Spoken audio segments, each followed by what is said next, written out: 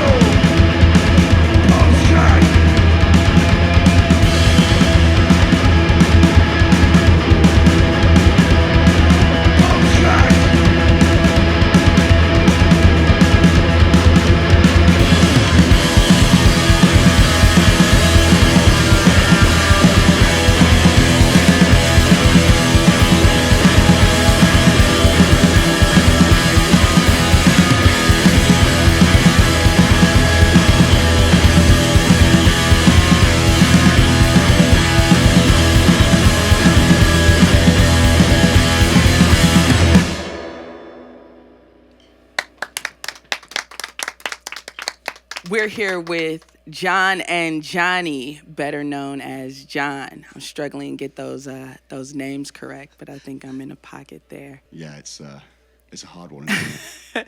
How are y'all doing today? Good, yeah. Good. Yeah. How's the States been for y'all so far? It's big. It's a big country compared to the UK, so we've kind of settled into these long drives. We've bought too many. Far too many. Sorry, that shows how tired I am. Gas station purchases. So this terrible hat is one of those. What makes that hat so terrible? The show or the hat itself? I don't even know why I bought it. I don't think I was even that big a fan of Friends anyway. But yeah. It's a conversation piece. I don't know. The other one I have is probably about 10 years old, so it's a new hat. It's functional. Gotcha. Besides perpetual war and taxes, in your opinion, what is the weirdest thing about Americans that you've noticed so far? No one walks anywhere in most states. It's like we're used to seeing people about. So when we've visited places like Phoenix and Kansas, and you go outside and then there's just no one walking, I find it really odd. So yeah, and you need some more vegetarian options at gas stations. Yeah. What are you getting these days? Is it granola bars and like? I think the best I can get are these like tiny little tacos with just refried beans. Beans and Not cheese. Not terrible, but I don't want to live on that every day for a month. Absolutely. No offense. No, none taken. When we were loading in and just chatting a bit, you said you were big on hotel pools? Yeah, it's, I don't know, I've swam a lot since I was a kid, so whenever I get a chance to kind of, recharge the batteries, like the swimming pool is my go-to. So yeah, it's really good for your mental health on the road, which is something that we're very passionate about, in our everyday life. So that is one thing that I do to keep myself sane. John, are you doing any mental health sort of wellness things on the road to keep you? I think it's important to get some sort of time to yourself, I think is the main thing, because you're stuck in a hotel room with, we're touring with another band, and it's, there's 5 of you in a room and in a van constantly all day. So I take moments to take myself out and just, have a moment to myself. He takes himself out for one-man dinners. Yeah. So dinner by yourself? Yeah. Taking yourself on dates are great. Yeah, I'm certainly not criticizing, but he does love it. I do like it, a glass of wine, dinner. We both love food as well, so it's a good chance to try lots of stuff that we don't usually get. So that's one other thing that we do. There are a lot of vegetarian options here in Chicago, and Chicago's a green city, so it's going to be, maybe a little bit better. I think Chicago feels more familiar to us with the kind of hustle and bustle. Obviously certain cities are just driving cities, so it's quite unusual for us. We're very much used to being in this kind of downtown area with cafes and lots of people. So I don't know, Chicago seems more, up our street. Absolutely. So I wasn't thinking about Google searches and SEOs when I chose my artist name, Psalm 1. Just think of me within an epic battle with the Bible, basically. Yeah, and the more you do, the more you fight against people not being able to search your name. When did y'all realize your band name was kind of unsearchable? And was that kind of part of the master plan? It's part of the manifesto, really. I think we popped up around about 2013 and 14, which was when there was a big proliferation of kind of the internet, I guess, with finding music. And there's a lot of sensation within, a rock-based kind of demographic. And it was a key manifesto to kind of stay clear of certain trite, repeated behaviors that we don't think are helpful or, purposeful within every day. So to take our names was a kind of a logical way of describing that kind of slightly anti-sensational approach. We want everything to be in the show, all the energy in the show. I don't want to dress up in, sombreros or anything to, it's purely about the music. I still am wearing this silly hat, but you get my point. I think it's the best way to discover a band is through that live performance. And then obviously like word of mouth and stuff. But yeah, the internet searches can be quite challenging, but I'm glad I found you. Yeah. And Yeah, so let's talk about a life diagrammatic, Yeah, it's another hard one. or in the form of a diagram for the uninitiated. I'm a list girl myself. My life is kind of run by a series of lists. How do diagrams inform your lives, your everyday lives? I mean, Johnny's a very talented furniture restorer. Well, yeah, we talked about it. It's like a lot of things in life are like process, and a lot of the time the prep is the most important for the outcome, and it sort of crosses over from every world. Like for my job, for like the artwork for the album, and like for the ideas behind the songs. So we felt like it was a very fitting kind of. And we're always looking for titles that have kind of multiplicity of meaning. So it could be an actual diagram for living, or is life, diagrammatic in its form. Like, we're always interested in these routines and structures that we're kind of kettled into. Some are, helpful, some are oppressive. But I think it's important that you try and make people double take their routines or double take their consumerism to think more about their kind of responsibility in the world, which, hopefully our music can kind of, just surprise people. And, that surprise can bring enjoyment.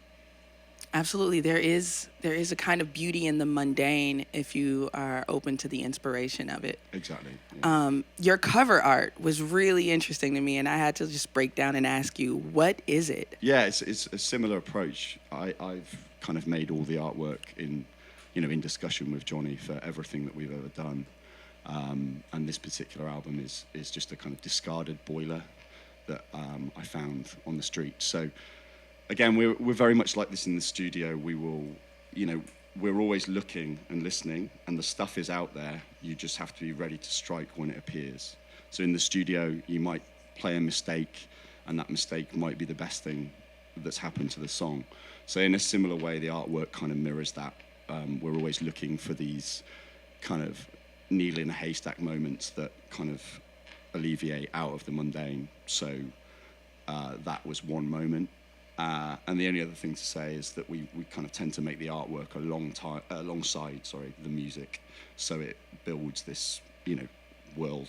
It's not an afterthought. No, I mean, a lot of bands would kind of tack it on at the end, but I really like to develop the whole thing as a cohesive piece, so that helps me when I'm putting that together.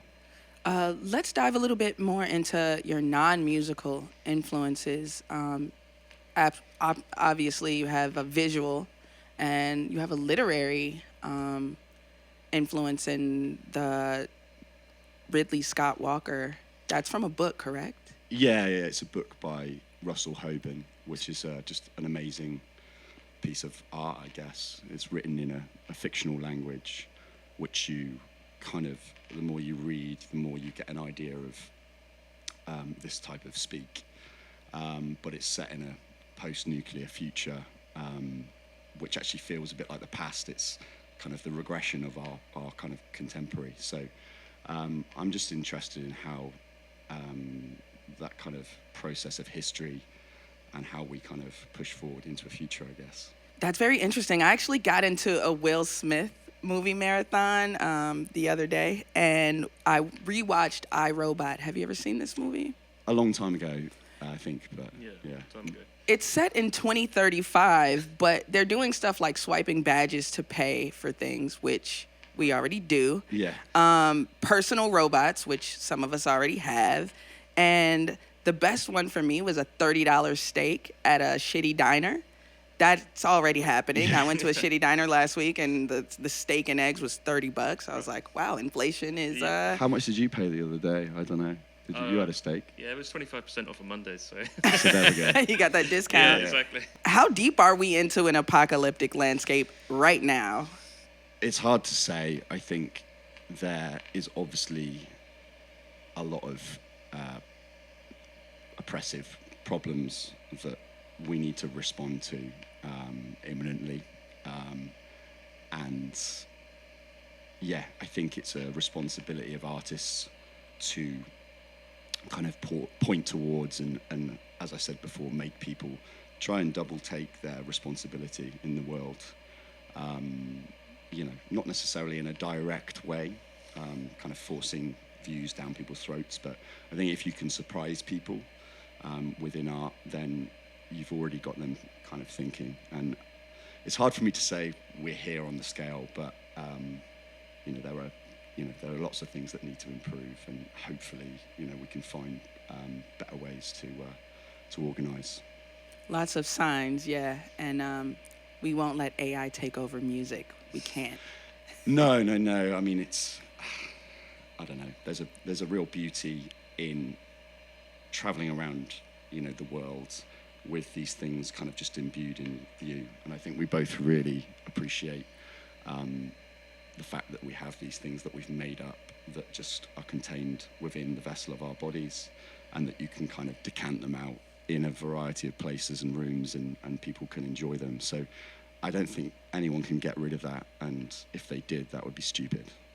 Yeah, the human collaboration, the human interaction. Music is just the best thing. Yeah, it's weird if you think about it in terms of, in a very flat way. It's such a bizarre but beautiful thing, and I think that's why we do it. Absolutely. Your classic title track that you're not playing today, but I forgive you for it, Godspeed and the National Limit. It's great lyrics, great riffs. I really love it. I love the line especially, rent goes up, head goes down. It's all the same to me. It's so good. And it led me to ask, what jobs do you have? I know you said you're a furniture restorer, but what other jobs do you have, and have you managed to personally make art alongside other money-making endeavors the whole time? I mean, Johnny, obviously. Yeah, I mean, I've worked full-time throughout the whole thing. I've sort of built a business in the background while doing the band, doing furniture restoration. I started as a guitar repairer. That was how I got into it, and I was always self-employed, so I was able to do the bits or plan for music, so it's always worked hand in hand. And then John's taken on sort of more of a full-time role of concentrating on the band and managing it, and obviously doing all the artwork and promotion, and a lot of work. Yeah, there's lots of side hustles absolutely to exist, but I kind of I work quite well across multiple things. So doing lots of artwork for other bands as well, naturally you're going to meet people who are interested in trying to come up with ideas. So I kind of get roped in with friends.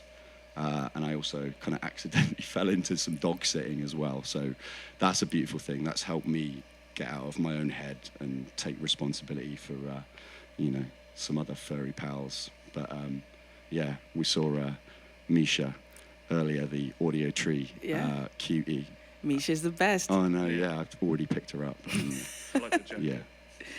Yeah. So can I ask your ages?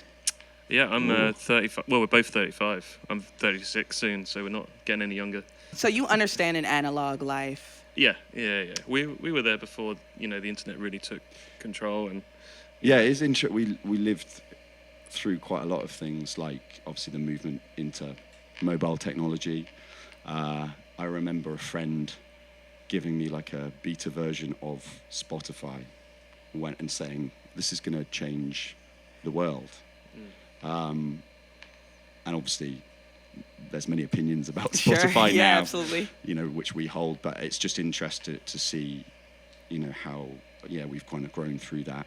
I mean, I started off reading music magazines off the shelves of a newsagent, so a little off-license shop. So it has been interesting to track how different it is and how people kind of respond to music. Absolutely. Streaming all the way back to just tearing your favorite artist's page out of a rock magazine or rap magazine, putting it on the wall. Sticking it on the ceiling above your bed. Recording the radio on tape. Yeah. That was a good one. Yeah, old school. Yeah. So I'm really interested in hearing the rest of your set. Cool. So thanks a lot, Sam. Thank you so much. You.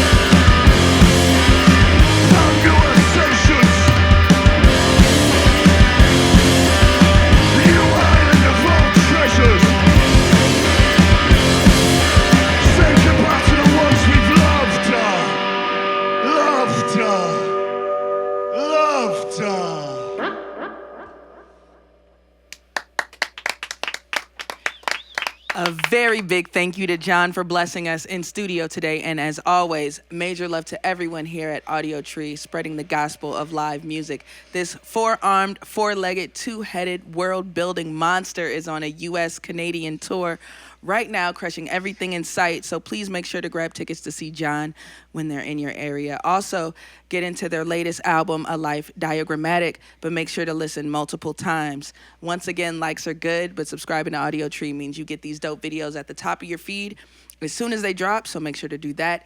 Get cool merch at audiotree.shop. And if you want the session audio, get it on Apple, Tidal, or wherever you stream your music. Finally, follow Audiotree on social media for more fun content.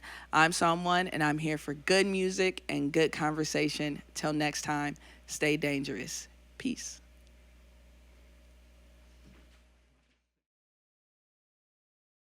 All right, so you guys want to do it for real now?